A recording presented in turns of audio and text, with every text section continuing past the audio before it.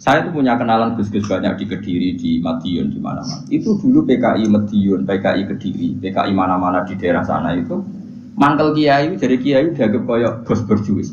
Santri yang kerja ngurmat apa kebon, kiai ini tengok-tengok neng omah untuk setoran. Jadi nganggap kiai koyok ketua geng.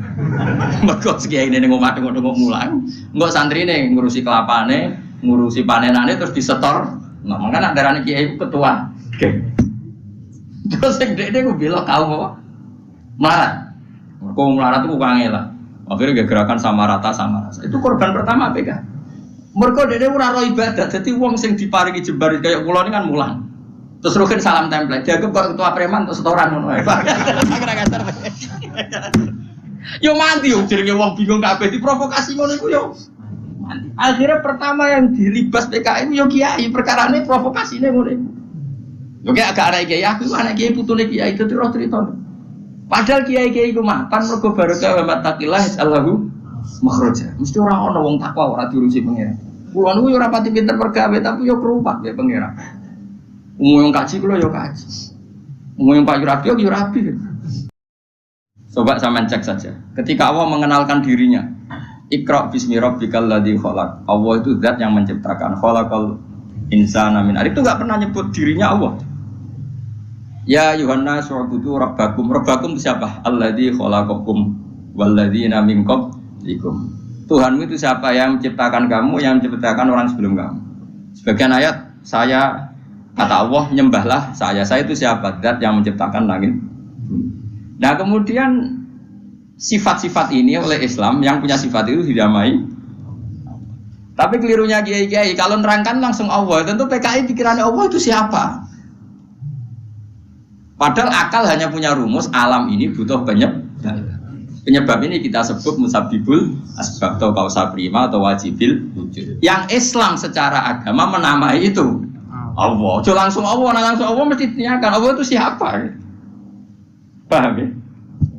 Nah itu kelirunya kita. Kita juga ikut keliru dalam apa? Merekonstruksi apa? Bangunan apa tahu? Makanya di Quran itu sering nyebutnya itu apa sifatnya dulu. Ini penting saya utarakan. Jadi ini penting sekali ya karena nanti sampean senajan to muridku, kalau muridnya Mbah Mun, muridnya Bapak, nganti muridnya Nabi, nanti ketemu mungkar nakir. Itu tidak bisa kecuali kamu punya kemapanan logika. Jadi taklid itu tidak bisa. Karena mungkar nakir itu kayak pegawai KPU. Jadi nak takut tebak-tebakan. Betul. Jadi mungkar nakir itu misalnya Nabi Muhammad dia tidak nyebut itu Nabi. Ma taqulu fi hadzal rajul. Jadi enggak ma taqulu fi hadzal. Yang diajarkan mudin itu formalitas standar mungkin kompilasi hukum Islam apa. Itu sebetulnya enggak tahu saya. Kalau di Bukhari di Muslim, malaikat mungkar nakir tanya gini, ma taqulu fi hadzal rajul. Bagaimana komentar kamu tentang hadzal rajul? Bukan Nabi ngitanya. Lelaki itu siapa? Padahal maksudnya lelaki itu adalah Rasulullah SAW. Tapi supaya pertanyaannya lebih sulit, coba kamu komentar lelaki itu siapa? Terus di situ di Bukhari diterangkan fa'amal munafik, fa'amal murtab. Orang munafik atau murtab, orang yang ragu. Terus dia komentar, kata orang-orang sini dia nabi, makanya saya ikut-ikutan bilang dia. Itu didefinisikan, dikategorikan orang munafik. Kalau cara ngomong, saya dengar-dengar kata orang dia nabi ya, saya ikut-ikutan bilang dia. Wah itu diantem ya malaikat. Nah, terus kata Imam Bukhari ini dalam riwayat, fa'amal mu'min awil mungkin, orang mukmin atau mungkin itu yang keyakinannya benar, karena rawinya syak ya biasalah dalam ilmu hadis seperti itu. Fayaqulu huwa Muhammadun ja'ana bil bayyinati wal huda fa'amanna bihi wa saddaqnahu. Kata-kata bil bayyinah. Orang itu adalah Muhammad.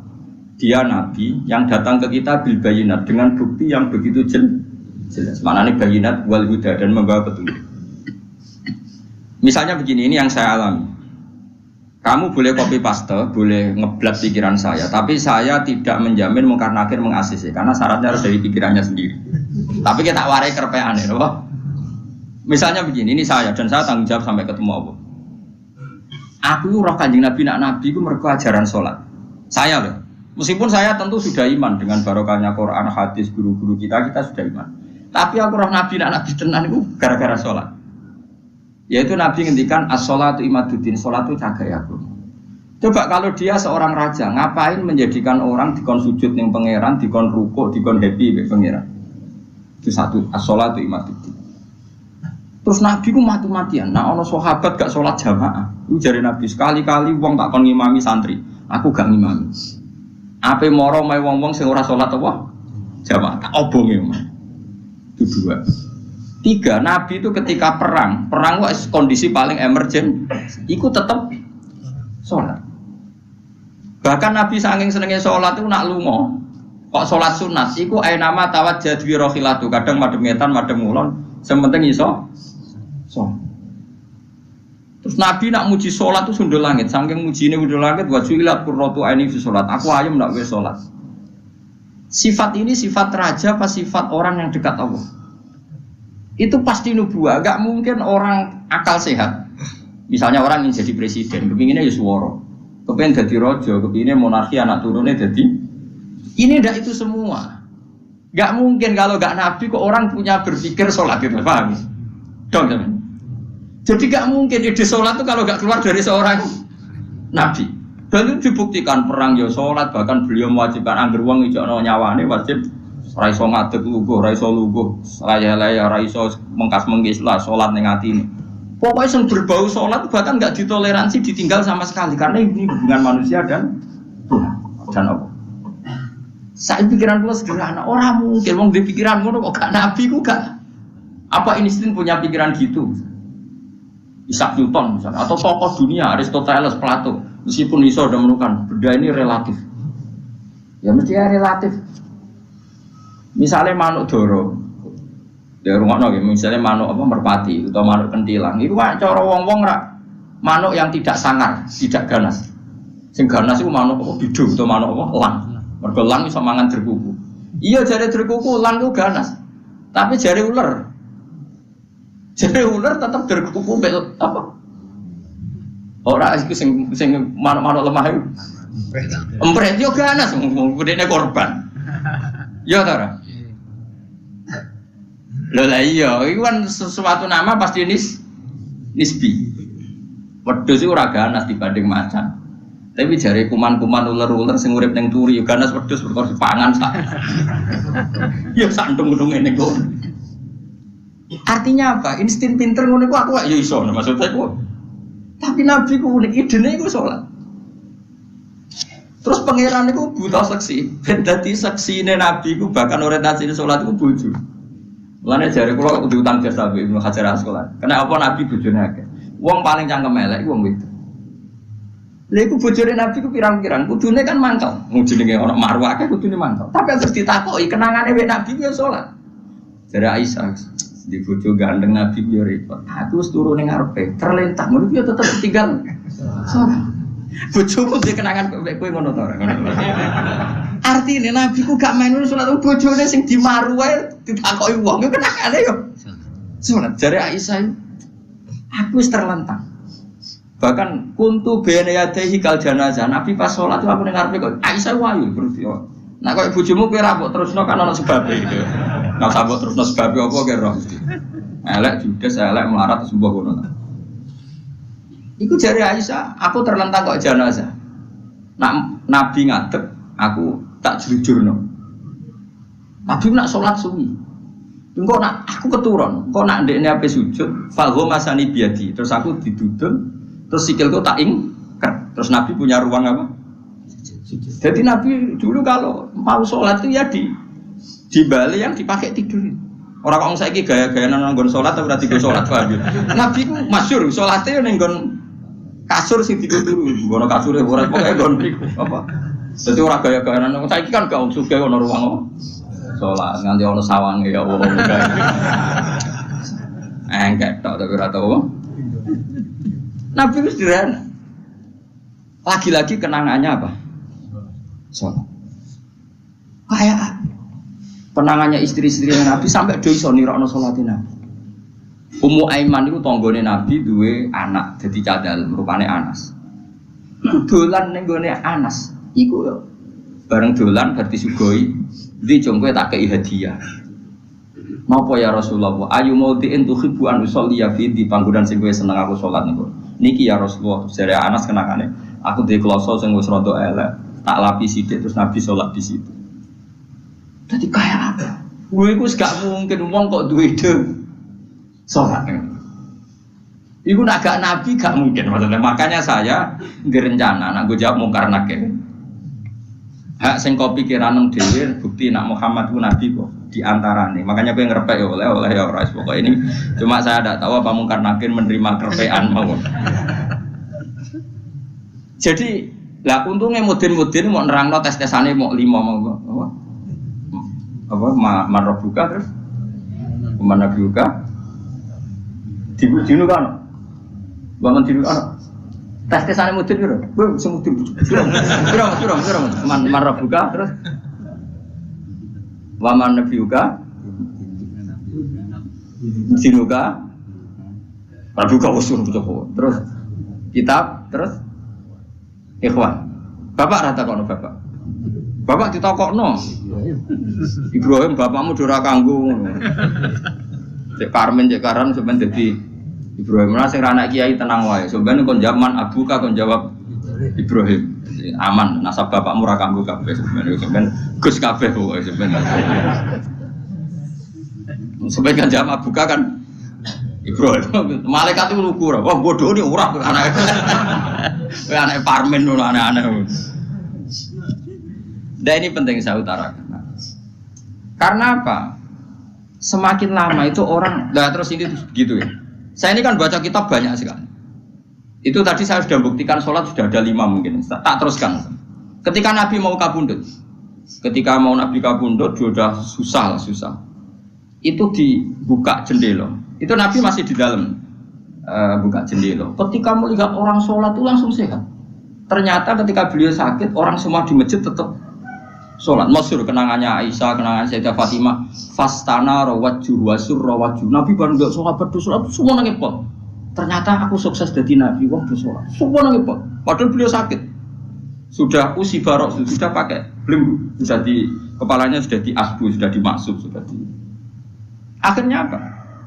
Nabi minta, "Jong aku gandeng, ben iso sholat." Terus dipapa aku Sayyidina Ali bin Fadl itu saudaranya Abdul bin Abbas, Fadl bin Abbas. Terus Nabi yuhada bin Rajulaini dipapa Fadl sinten Ali. Terus kemudian ikut sholat, ikut jamaah masyhur. Terus akhirnya Abu Bakar mundur, kemudian Nabi ngimami. Lagi-lagi Nabi bunganya itu krono sholat. Jadi semua kenangannya sahabat itu ya sholat.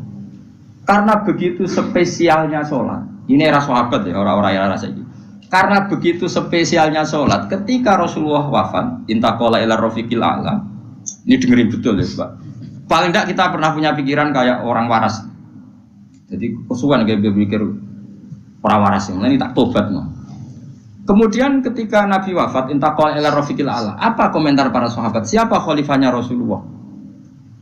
Ya orang yang disuruh Nabi sholat. Kata alasan mereka, jabatan negara itu sepele. Wong sholat sepenting itu saja. Abu Bakar sing kon dadi imam. Saya ulang lagi cara berpikir sahabat. Jabatan presiden, jabatan khalifah itu cemen. Wong urusan dunia wae. Wong urusan sepenting sholat wae sing sowan pangeran dikongkon mimpin Abu Bakar. Apa meneh dhewe urusan dunia wis ben Abu Bakar. Itu ukurannya kelayakan jadi pemimpin itu juga sholat gitu Pak. Paham ya? Mulane ana kontestasi imam, paham? Tapi gak tapi Gus akal-akalan zaman modern itu akal-akalan iki cerita. Mulane tak koi iku zaman sahabat terus akiasno.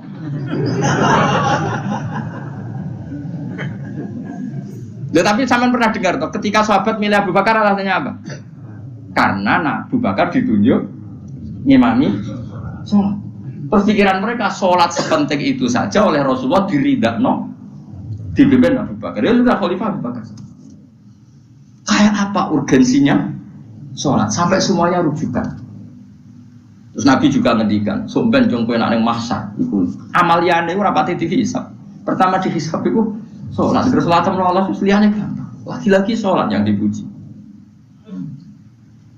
Tapi sekarang orang Islam modern itu koyo LSM. Jadi pikirannya itu Gimana supaya orang kaum marginal itu sing ndi ora roh. Supaya ke tengah. Berarti kayak pemain bal, itu rumus-rumus saya buat pemain bal. Orang yang termarginalkan supaya di tengah. Terus orang-orang miskin itu bisa dibasmi. Oleh basmi piye malaikat Mikail ora kepen rezekine ngentekno. Jadi gak pikir sampai wong melarat ora salat luwih dibela timbang wong mapan salat. Mergo wong mapan salat jenenge berjuwis. Nak wong ora salat tapi melarat iku kaum pinggiran. LSM seringane bela kaum pinggiran. Padahal iso wae Allah ngukum wong ora salat rezekine angel. Sing sering salat diparingi barokah urip rezekine jembar. Tapi sebagian wong-wong LSM ya ora kabeh tapi kakean sing ngene iki, paham ya. Sing salat mapan nggo mobil dianggap berjuwis, anti sosial. Sing ra salat terus Allah ngukum melarat, tetep dibela-bela mergo napa marji. Ngene kejogeman melok ngono niku iku wong Islam. Ojo geman iso wae dekne melarat mergo uripe boros. Dia duit sithik dienggo narkoba, dia duit sithik nggo bokeng wong wedok, terus melarat. Bareng melarat, berhubung melarat tetep mbok bela mati-matian. Itu kan takoki pangeran itu piye? Aku tak hukum malah mbok bela gitu piye. Lah saiki akeh ora percaya takok aku. Sopo wae wong paling melarat ning donya terus takok ya asal usule. Kira-kira mergo Allah sing dolim apa masalah lune? Wong merantau sing ning dalan-dalan rata-rata ya ana mutunge. Melarat ning desa isin tukaran mbek Pak D balik terus mutung anti silaturahim minggat sementing rawuh dulu. Lho padahal ngendikane Kanjeng Nabi paling cepet dadekno sumpeke rezeki adalah qatur rahim. Wong lungane wae niate ngadu itu lho. Iku jenenge apa qatur? Terus dihukum mbek pangeran perantau kangelan. Tapi saya tidak nuduh semua orang seperti itu. Tapi aku yakin nggak mungkin seperti ini tanpa sebab. Tuh bela-bela nih. Mereka kau mau dikoidah marginal berjuis, apa? Marginal. Kalau pikiran ini terus, nanti kita kayak zaman PKI kan. Saya tuh punya kenalan gus-gus banyak di Kediri, di Madiun, di mana-mana. Itu dulu PKI Madiun, PKI Kediri, PKI mana-mana di daerah sana itu. Mangkel kiai, jadi kiai dianggap kayak bos berjuis. Santri yang kerja ngurmat apa? Kebon. Kiai ini tengok-tengok neng omah untuk setoran. Jadi nganggep kiai kayak ketua geng. Mergo kiai ini neng omah tengok-tengok mulang. Enggak santri ini ngurusi kelapane, ngurusi panenane terus disetor. Nah, makanya darane kiai ketua geng. Terus sing dekne ku bilang kaum apa? Melarat. Mergo melarat itu bukan ngelak.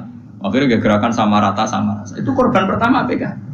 Mergo dekne ora ro ibadah. Dadi wong sing diparingi jembar kaya kula ini kan mulang. Terus rugen salam template. Dianggap kok ketua preman untuk setoran ngono ae. Yo mandi yo jenenge wong bingung kabeh diprovokasi ngono iku yo. Mandi. Akhirnya pertama yang dilibas PKI yo kiai, perkarane provokasine ngono iku. Yo kayak agak arek kiai aku anak kiai putune kiai itu terus cerita. Padahal kiai-kiai iku mapan mergo barokah wa mattaqillah Allahu makhraja. Mesti ora ana wong takwa ora diurusi pangeran. Kulo niku yo ora pati pinter pergawe tapi yo kerupak ya pangeran. Umum yang kaji kulo yo kaji. Umum yang Pak Yurabi yo rabi. Terus aku butuh wae untuk akeh kan cuma yo. Pokoke gampang kabeh cara gelem. Cuma iki kan njogo toleransi. Sampai wong ora payu-payu yo dadi. Saya tuh pernah itu ngisi seminar di Madura di Bata-Bata di sana. Pondok paling besar di Madura namanya termasuk pondok paling besar itu Bata-Bata sama Gus Yofur. Itu cerita gini, Gus kalau di sini orang alim, wah kalau ingin nikah gampang, dikasihkan, masih dikasih uang sama calon mertua. Kalau Anda ingin, nanti pulang bisa bawa langsung. Ini Madura, negara Islam. Ya pemandunya itu bilang, waduh, aku ngaku kesuwen dari Kiai Jawa Tengah, kesuwen ratau roh ngono-ngono itu. Jadi saya kaget tuh, masa gitu ya? Itu ada pendereknya lagi, pengiringnya lagi. Tak tanya, apa betul gitu? Oh iya betul, betul sekali. Wah. Padahal kecerdasan Madura itu yang paling bisa ngalahkan kecerdasan Pak Habibie guyonannya. Karena kalau guyonannya Pak Habibie itu tanya, coba ukur ketinggian tiang itu, tiang bendera. Oleh orang Madura dinaikin. Dia tanya, Kenapa tidak kamu copot? Itu kan tiangnya kan copotan. Kenapa tidak kamu copot ukur di bawah? Oh, namanya agak ketinggian, Pak.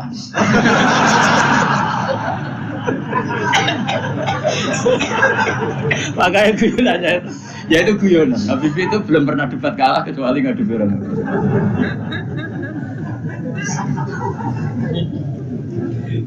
Tapi di sana juga gitu guyonan. Tapi memang orang Madura itu nak guyon.